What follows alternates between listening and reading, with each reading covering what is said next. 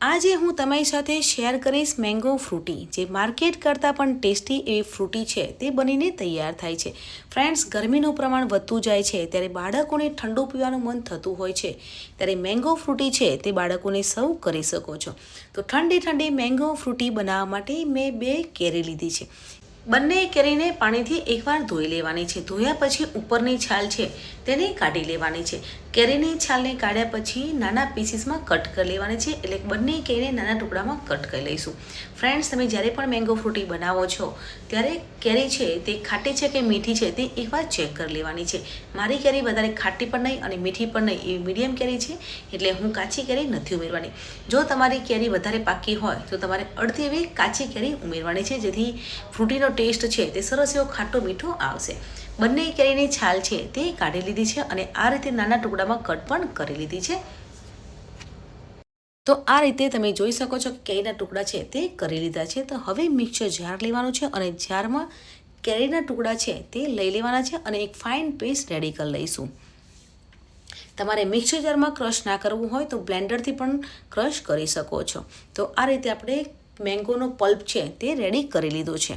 હવે આપણે ફ્રૂટી બનાવીએ છીએ ત્યારે પેન લેવાની છે. હવે પેનમાં આપણે બધો જ મેંગોનો પલ્પ છે તે લઈ લેવાનો છે અને મીડિયમ ગેસ પર આપણે તેને કુકિંગ કરવા માટે મૂકી દેવાનું છે. ગેસની ફ્લેમ છે તે મીડિયમ જ રાખવાની છે, હાઈ ફ્લેમ પર કૂક નથી થવા દેવાનું. જો તમે ગેસની ફ્લેમ ફૂલ રાખશો તો નીચે ચોંટી જશે અને તેનો ટેસ્ટ છે તે નહીં સારું લાગે. એટલે ગેસની ફ્લેમ ધીમી રાખવાની છે અને ધીમા તાપે જ આપણે પલ્પને સરસ એવો થવા દેવાનો છે. અહીંયા આપણે 1.5 કપ ખાંડ લીધી છે. મેં 2 કેરી લીધી છે તેના પ્રમાણમાં 1.5 કપ ખાંડ લીધી છે. ખાંડનું પ્રમાણ પણ તમારા ટેસ્ટ પ્રમાણે વધારે અને ઓછી કરી શકો છો. ખાંડ તમે પહેલાં પણ ઉમેરી શકો છો, પણ મેં ખાંડ છે તે પછી ઉમેરી છે.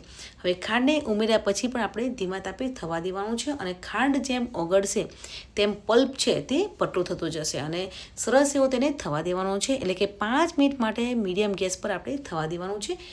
કેરીનો પલ્પ છે તે એકદમ ટ્રાન્સપરન્ટ અને હલકો થઈ જાય ત્યાં સુધી થવા દેવાનું છે. તમને ખ્યાલ આવી જશે કે જેમ કૂક થશે તેમ એકદમ ટ્રાન્સપરન્ટ થઈ જશે. તમે જોઈ શકો છો કે 5 મિનિટ થઈ ગઈ છે અને મેંગોનો પલ્પ છે તે એકદમ હલકો થઈ ગયો છે અને ટ્રાન્સપરન્ટ પણ થઈ ગયો છે. એટલે કે આપણે ફ્રૂટી બનાવવા માટેનું જે મેંગોનું જે પલ્પ છે તે સરસ એવો બનીને તૈયાર થઈ ગયો છે. તો ગેસને બંધ કરી દેવાનું છે અને ઠંડુ થવા દઈશું. તો ફ્રેન્ડ્સ, મેંગોનો પલ્પ છે તે થોડોક એવો ઠંડો થઈ ગયો છે. તો એક બાઉલ લેવાનું છે અને બાઉલની ઉપર સ્ટ્રેનર મૂકી અને પલ્પને આ રીતે ગાળી લેવાનો છે, કેમ કે કેરીના અમુક રેસા હોય તે નીકળી જશે. જો તમારે ગાળવો ના હોય તો તમે સ્કીપ પણ કરી શકો છો, પણ ગાળીને લેવાથી બાળકોને મોઢામાં રેસા છે તે નથી આવતા. તો આ રીતે આપણે કેરીનો પલ્પ છે તેને ગાળી લેવાનો છે.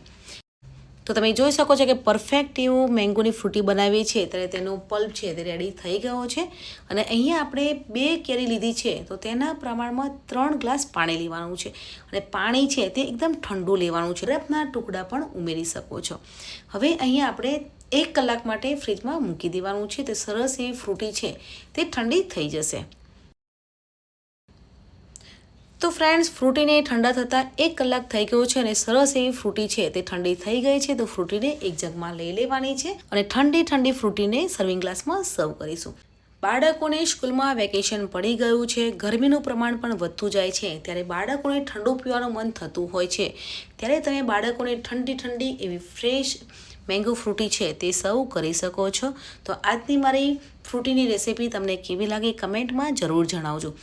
તો ફ્રેન્ડ્સ, ગરમીમાં ઠંડી ઠંડી મેંગો ફ્રૂટી જે માર્કેટ કરતાં પણ ટેસ્ટી બનીને તૈયાર થઈ ગઈ છે. તો આજની મારી મેંગો ફ્રૂટીની રેસીપી તમને કેવી લાગી કમેન્ટ જરૂર કરજો.